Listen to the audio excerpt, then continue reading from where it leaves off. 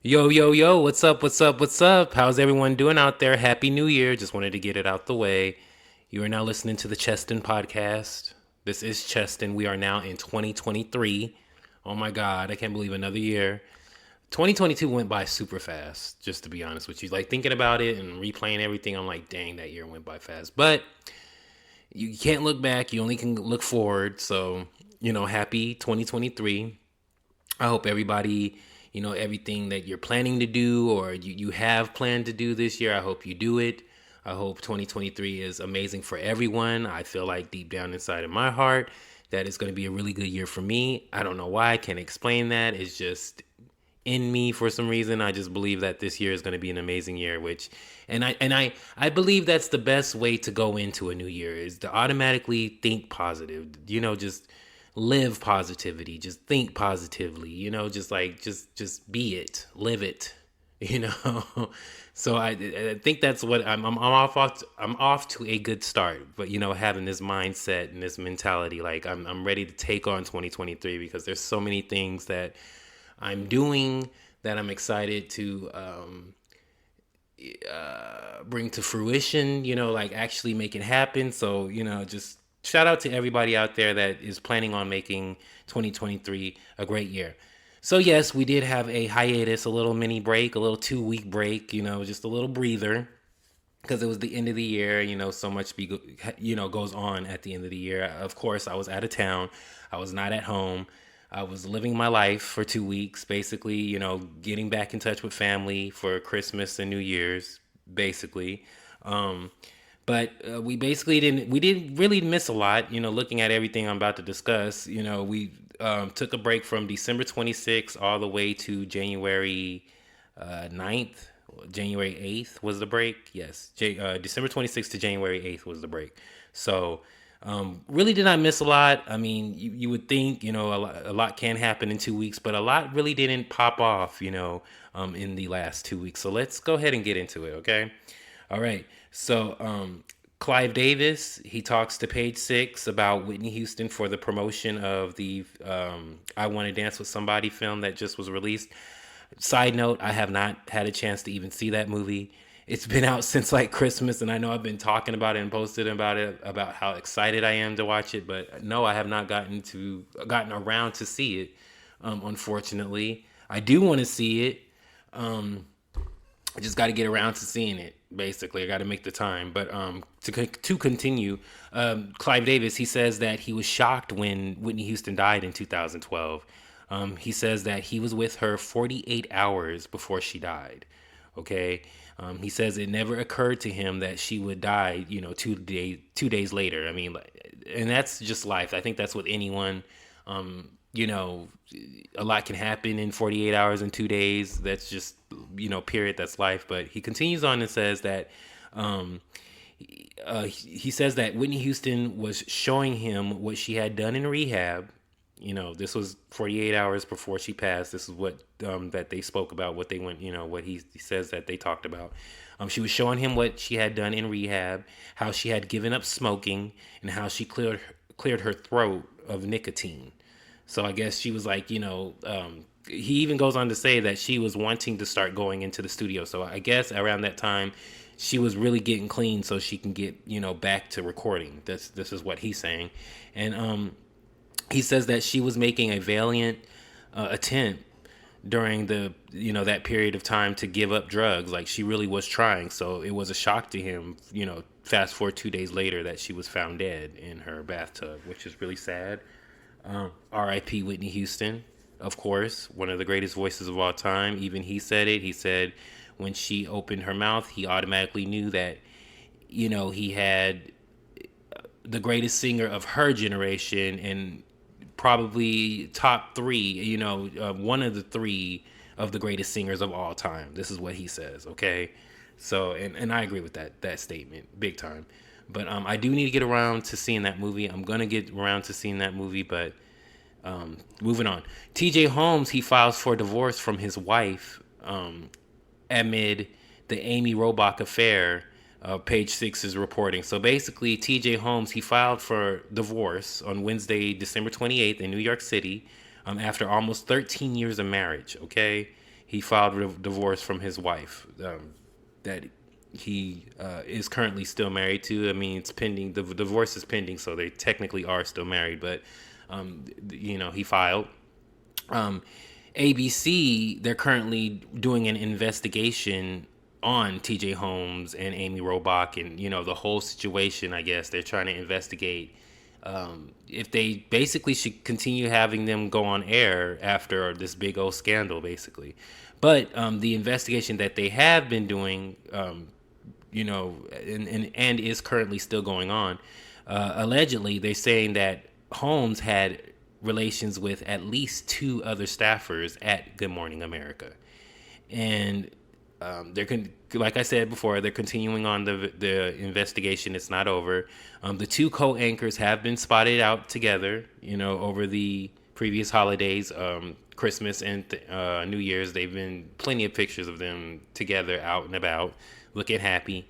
And TJ Holmes, he allegedly thinks that he'll be clear once the investigation is finished with ABC, which I disagree. I think there's so many ways that they're looking at this. That's why they're investigating it. But I think in the end, I don't think he's going to be able to go back on Good Morning America. I probably will eat my words.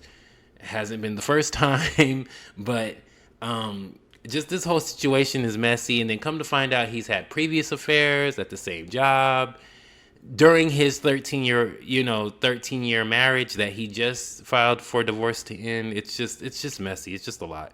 Okay, so moving on. Steven Tyler, he is accused of sexual assault of a minor and forced abortion. PageSix is reporting this also. Plaintiff Julia Holcomb, she alleges in court documents that she began a sexual relationship with the Aerosmith frontman, Steven Tyler, in 1973, shortly after her 16th birthday. Tyler was 25, okay? In the suit, she claims that she met the musician at an Aerosmith concert in Portland, and he took her back to his hotel room after the show. The plaintiff says that she told Tyler about her age and about her troubled home life before he performed various acts of criminal sexual conduct on her. Okay? She says he flew her out to Seattle. He allegedly performed more sexual acts on her and then flew her back to Portland the next day. And then she goes on to claim in 1974, Tyler convinced her mother to allow him to be her legal guardian by allegedly promising to make sure she was taken care of and enrolled in school. Tyler did not follow through and instead continued to travel with, assault, and provide alcohol and drugs to her. In 1975, she became pregnant with Tyler's son, and Tyler insisted she terminate the pregnancy, and she claims that he threatened to stop supporting her if she did not follow through with the termination with the abortion of the unwanted pregnancy. But she goes on to say after the abortion, she left Steven Tyler and moved back to Portland.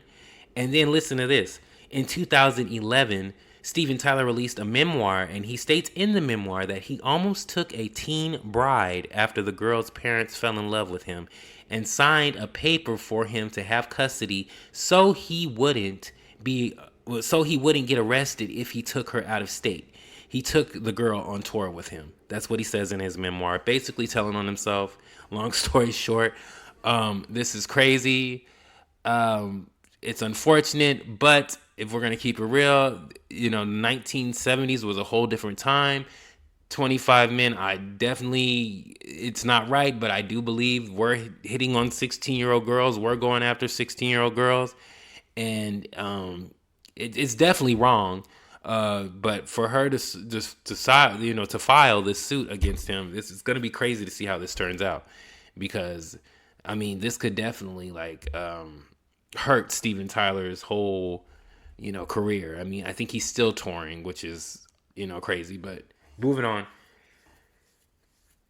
to the next story. Courtney Love claims that she was fired from the Fight Club film for refusing to let Brad Pitt make a movie about Kurt Cobain. Yes, this is crazy, okay? Anybody that knows Courtney Love, she's the ex-wife, widow, if you will, of the late Kurt Cobain from Nirvana. Smells Like Teen Spirit, if anybody knows. Nirvana's part of pop culture. Like, you have to know who Kurt Cobain is. He's like, everybody knows who he is.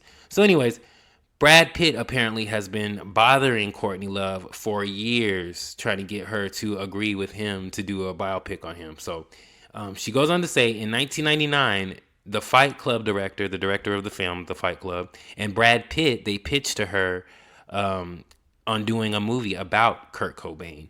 And Courtney Love says that she wouldn't let Brad Pitt play Kurt Cobain. Like, she just doesn't see him playing that character at all.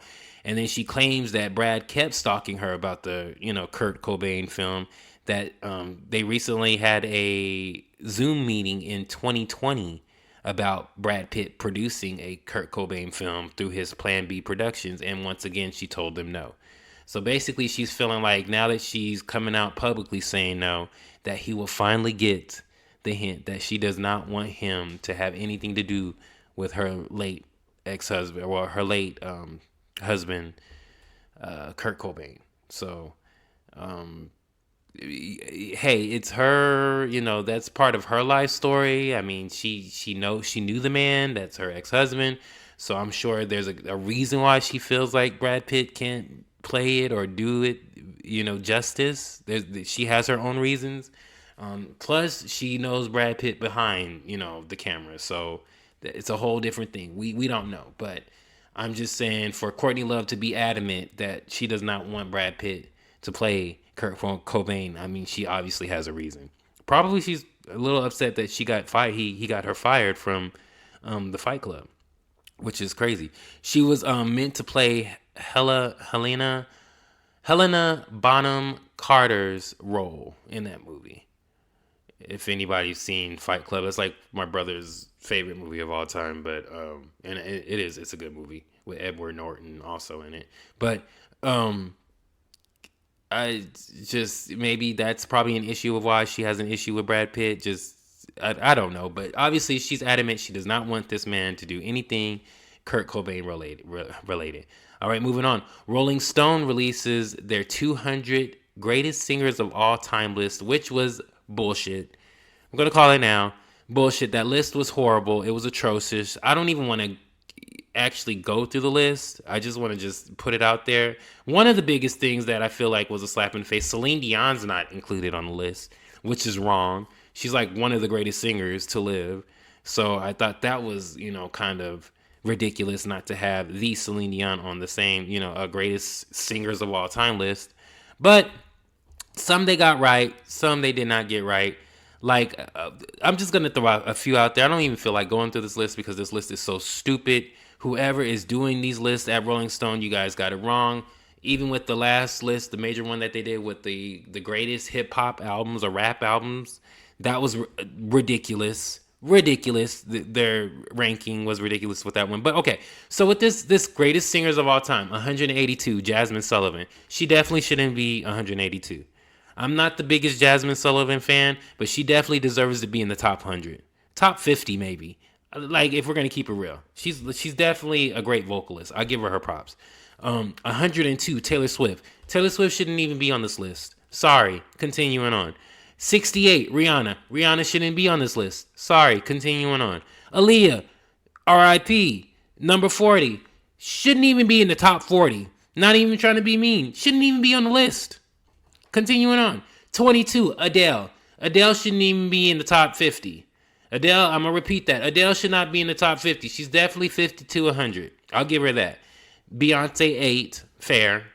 Number 2, Whitney Houston. Okay. Number 1 is Aretha Franklin. That's basically the list. In a nutshell. It was a lot of... Just a mess. Just all over the place. But okay, moving on to the next topic.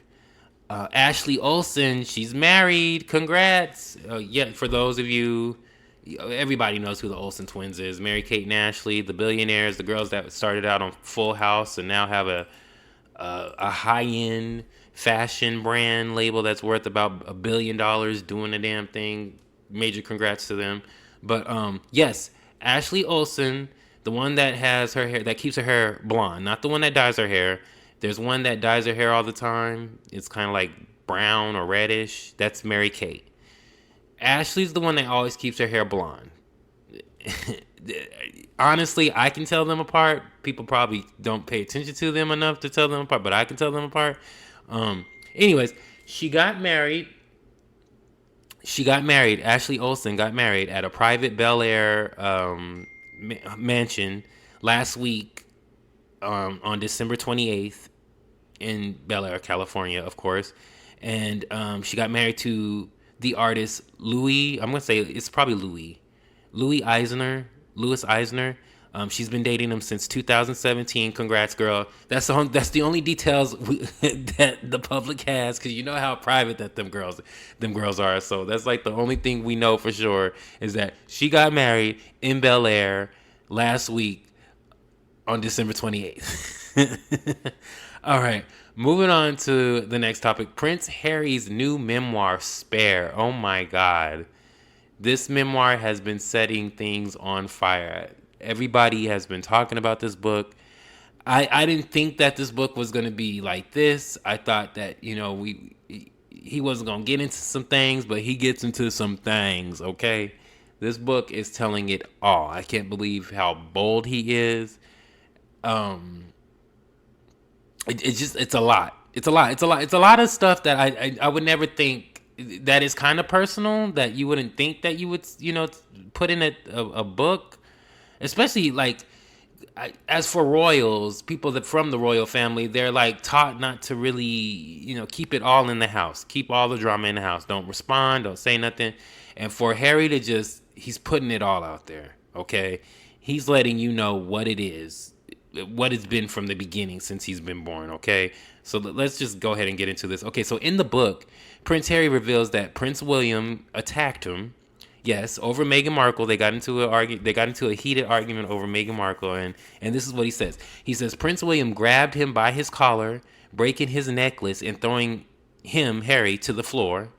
And Prince Harry, he landed on the dog bowl, but he broke it in pieces, and the pieces were stabbing him in his back as he lay there on the ground.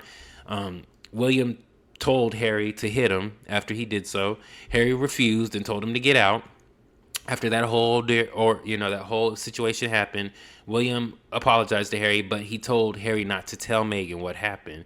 But Harry ended up telling Meghan because she ended up noticing his back, the scratches on his back from falling on being thrown on the dog bowl.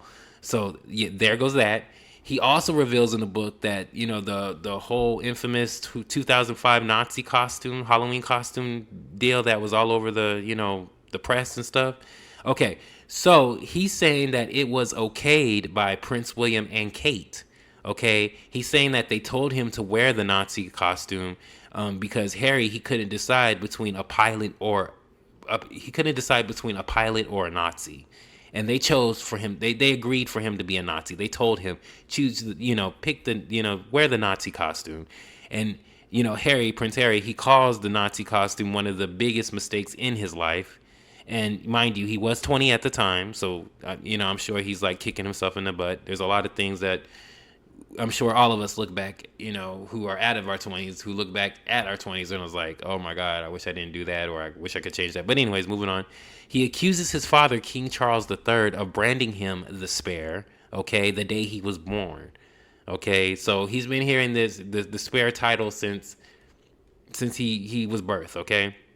He says that Prince Charles told his mom, Princess Diana, I gave you an heir and a spare. My work is done. Okay?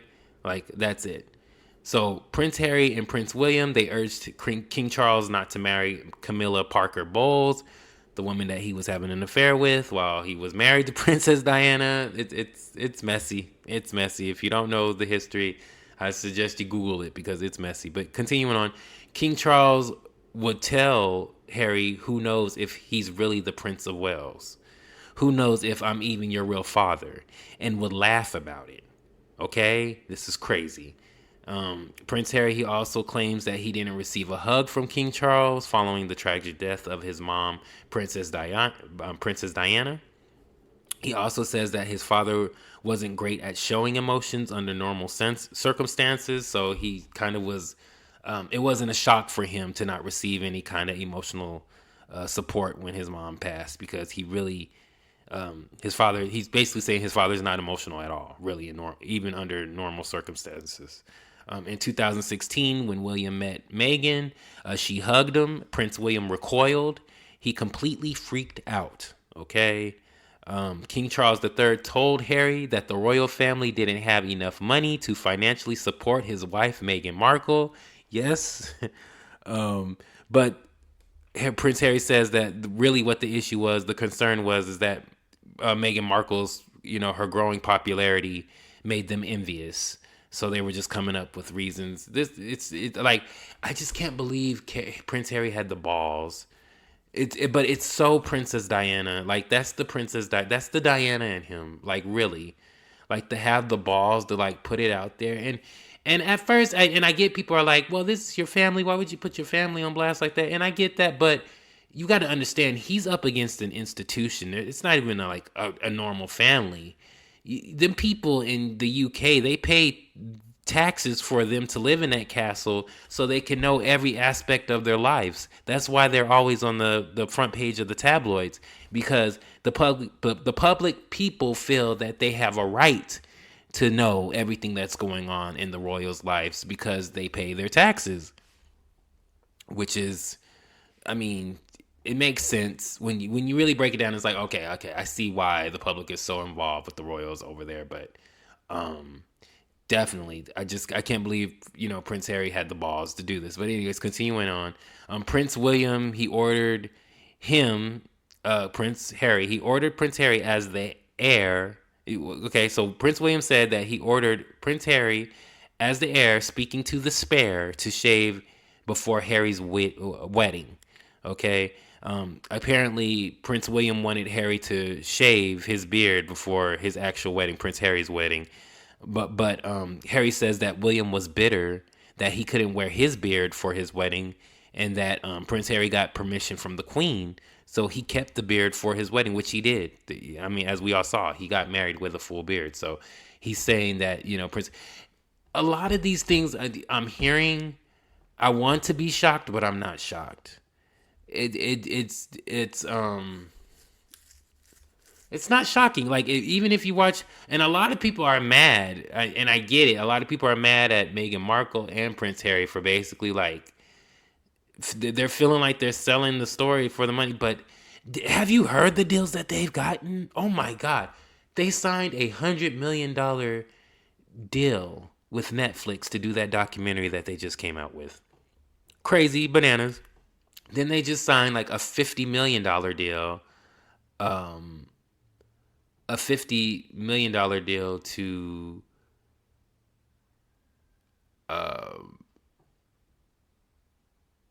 Spotify, like, for a podcast.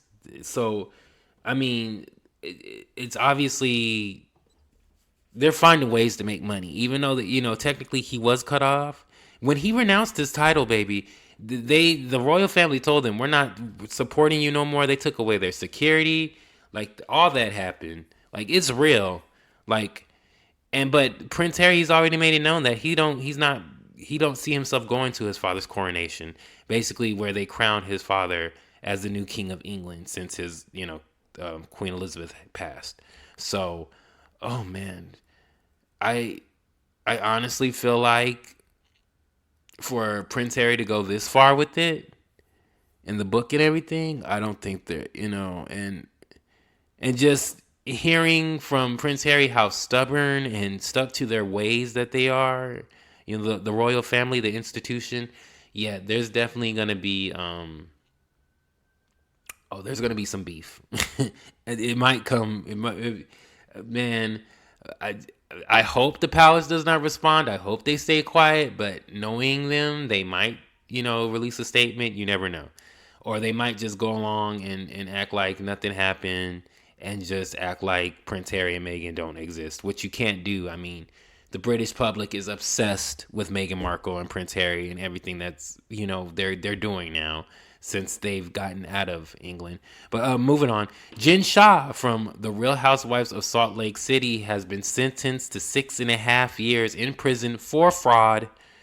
I'm glad that this is finally over, because I mean, I really don't like to talk about the Real Housewives at all, because I feel like, one, they're not celebrity in my eyes. They're not celebrities. They're just, normal women that found a way to get a paycheck being filmed on a script, on a, on, I won't say scripted, on it is scripted, sorry, on a scripted edited reality show. So it's unfortunate.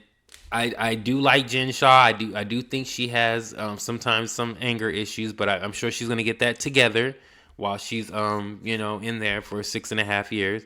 But she's been sentenced for wire fraud. She ran a telemarketing scheme where she scammed thousands of people out of money, mainly targeting the elderly. And she is scheduled to surrender for her sentence on February 17th. So she has a month. I'm sorry that it ended up like this.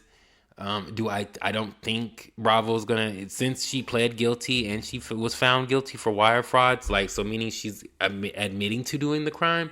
I don't think that she's gonna be. I mean, because let's get one thing straight: the Housewives is gonna continue on. 6.5 years now. 6.5 years from now, the Real Housewives of Salt Lake City probably will be on, but you never know. They always take franchises off every now and then and bring them back on. You see what happened with Miami.